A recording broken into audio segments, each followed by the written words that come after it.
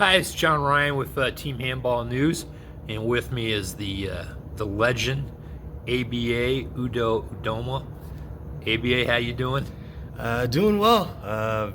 2-0 in our group and securing the #1 seed, and we're on to the semifinal tomorrow against the Canadians. So. Yeah, we're here at the North American and Caribbean Handball Confederation Club Championships here at the Westgate Resort in Las Vegas, and yeah, believe it or not, ABA playing a little court handball. What's that been like for you? It's been an adjustment. It's the first time on this side of the pandemic I've set foot on a hardwood floor and played a full 60. But it's a great group of guys on the California Eagles. Similar kind of multinationally kind of squad, but there's been a really good camaraderie, and it's been nice to slot back in on the wing, backing up Sean Corning, who represents on our national team. So it's been a good group of guys to get back in the game with, very experienced, and just trying to find my footing back on a hardwood floor. But after a rough start, we've started to turn things around, and again, we got the win, so in good spirits. All right. Well, we'll just go audio straight now. For sure. So I haven't spoken to you in quite a while. Yeah. We're not gonna talk about USA Team Handball drama. Appreciate but that. I guess we're just gonna talk about. Well, let's see. I could talk about at least what I did with the federation, independent of the drama, and then we can segue to what I'm doing. Well, I know you left the board. Yeah. Shortly before your term was up. Yeah. Let's just talk about what you've been doing since then. For sure. Yeah. I mean, once I left, it was a couple months of soul searching, to say the least. Yeah, I put my life into handball and everything associated with it. You know, got into the game in 2008 after Beijing. Played with Portland for 5 years, tried out for residency, went to residency, moved to Auburn for that. When we started the beach team after the Rio Olympic cycle, relocated to LA with Willard Johnson for that, and just did everything I could to make that a competitive team. You know, I thought where the discipline of beach was, it wasn't as far along as indoor, and I felt like we could be competitive before other countries who didn't care as much about beach developed an infrastructure and had a crew come in. But had a great run.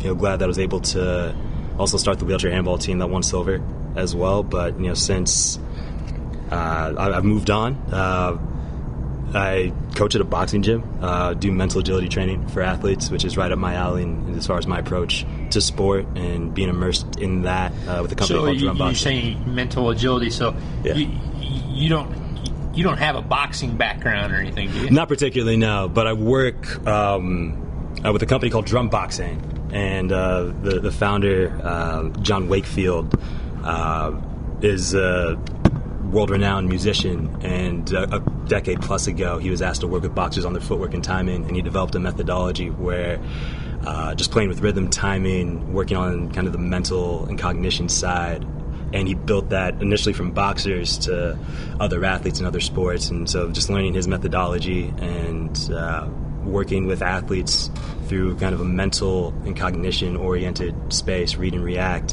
which for me and how I had approached sports was right up my alley. So it was just a good segue to still be around athletes. And then additionally, actually shortly after I retired, but technically before I left the board, I got a job offer from the International World Games Association to work for them in communications. And I played the previous edition of the World Games in Birmingham, Alabama, and I chronicled a lot of my journey before, during, and after through social media. And they really liked how I conveyed not only myself, but how I conveyed my interactions with my teammates and with other athletes that I met in the World Games. And they said, hey, we'd love for you to do what you did for you for us.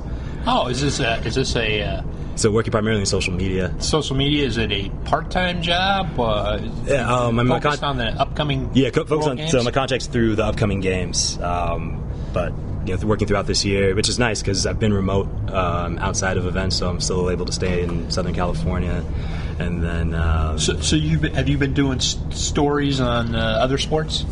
Yeah, I mean it's not a beach handball specific role. It's the entirety of the World Games and 40 plus disciplines. So it's been a lot of studying on my end for as many of the disciplines that I knew. It's still a process to learn athletes and teams that qualified. Some of the disciplines of things like bowls, korfball. So you're creating mostly video content? Yeah, mostly it's gonna be behind the scenes video, interviews with the athletes. And that will be on the World Games, World Games social media channel. Yeah. Oh, okay, cool. So I assume you're going to go to the World Games when they're held? Yeah, I leave stateside actually end of July.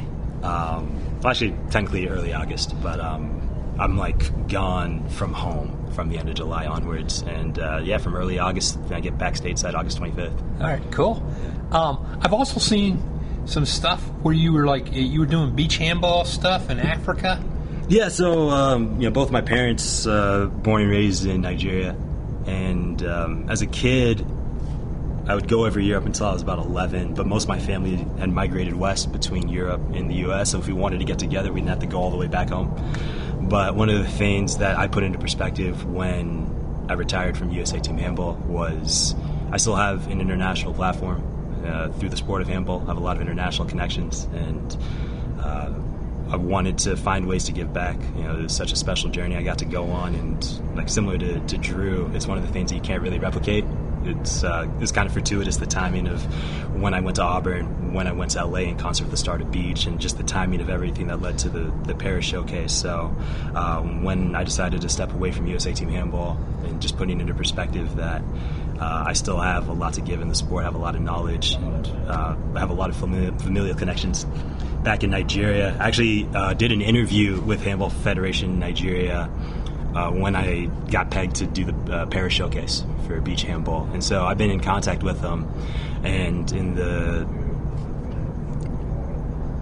old capital, Lagos, now it's Abuja,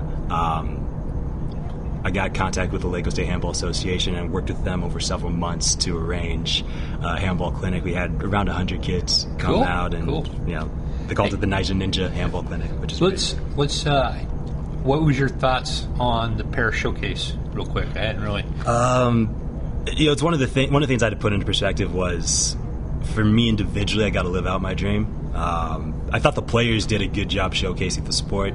I think the support for the idea, as far as the execution of it, didn't get the fan and the spectator support in the background that I think they would have initially wanted. But I think it's tough to do it on the outskirts. It's on the outskirts. That's a difficult thing. As beautiful as La Maison was as a facility, and they had just installed their beach courts right before we got there. I mean, it would have been nice if you could have done it at the with the Eiffel Tower in the background, that. Yeah, that would have. I mean, all of us beach players the day before we started, we took a trip to Eiffel, and it was gorgeous, and you could see the beach volleyball court from the top of the tower, and dang, we wish we had this here. And similar to the World Games in Birmingham, we were in Sloss Furnaces, which was a distance away from the core. It's difficult when you don't get the natural foot traffic for a discipline that most people don't already know, so it's going to be just kind of your local friends and family. But for me personally, it was a dream come true. I just wanted to prove to myself I was a world-class athlete, and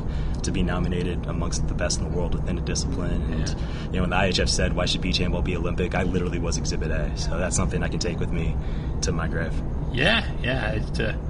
It will be something that you will remember for the rest of your life, for sure. 100%.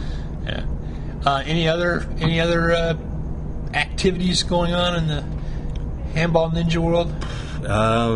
Just World Games, coaching, drum boxing. Those have been the two things I've really immersed myself in. Actually, no, there is a third thing I can say. I'm actually going to be competing in the World Games as well. Oh, really? So Willard Johnson, who both an indoor handball teammate right. and a beach handball teammate, one of the co-founders of the U.S. Beach Korfball team, and Beach Korfball will be making its debut in Chengdu alongside indoor korfball. So the opportunity. I guess that means you've got to give your going to give my 100% water polo without water korfball explanation for everybody. For sure. So korfball, I would say, is basketball with a hockey court, so you can play behind the net, and the hoop is 11.5 feet as opposed to 10 feet. So it's a higher hoop, no backboard, and it's a 360 game where you can shoot all around the court. The beach discipline is going to be 4-on-4, similar to beach handball, but it's also a mixed gender sport, so it's 2 guys and 2 girls on the court, which is a first for me to compete in a mixed gender sport, and that in and of itself is a different dynamic. But to be able to play ball in a beach sport, basketball was my first love growing up, and to be able to play a sport similar to hoops and play it on the sand, it feels like a good marriage. So Willard Johnson, is he also on the team? Yeah, he's the captain of the team, actually. Right. Hence my connection to the squad, and I'll be a part of the delegation. And, for all the handball fans out there, korfball is a truly made-up sport. This guy. Hey, look, at this stage of my life, I don't know how many human beings can say they were part of 4 different U.S. national teams at the highest level in one lifetime, but that's something I'll be able to say come August, and I'll take it regardless of how popular or unpopular so the sport is. we got korfball. We have korfball. We have indoor handball was my first. At beach handball, I was actually the leading try scorer for USA Touch Rugby at the World Cup in 2019. All right, little claim to fame as well. I agree. There's probably people that have done it, but it can't be a long It can't list. be too long of a list. Absolutely. And they were all senior teams as well. It wasn't like a youth national team or junior national team. It's the top level of 4. So, well, all right, ABA, it was good catching up with you. Likewise, John. Good luck at the World Games. Yeah. I will have to check out the korfball live stream just to see what happens. You got 2 former U.S. national team handball players to cheer on. Yeah. So, and we also got a couple games coming up here. Yes, Guys are going to be competitive in that final. I'm thinking it's going to be a California Eagles LA final, but we'll see. Let's see, one step at a time. We gotta respect Canada. One of the things that you learn, especially in beach handball, is regardless of your talent, it's the team you don't prepare for that holds you back. So, got to focus on Canada first, and then whoever between Greenland and LA in the final. All right, ABA. Thanks for stepping aside a little bit, filling us in, and good luck tomorrow. Appreciate it, John.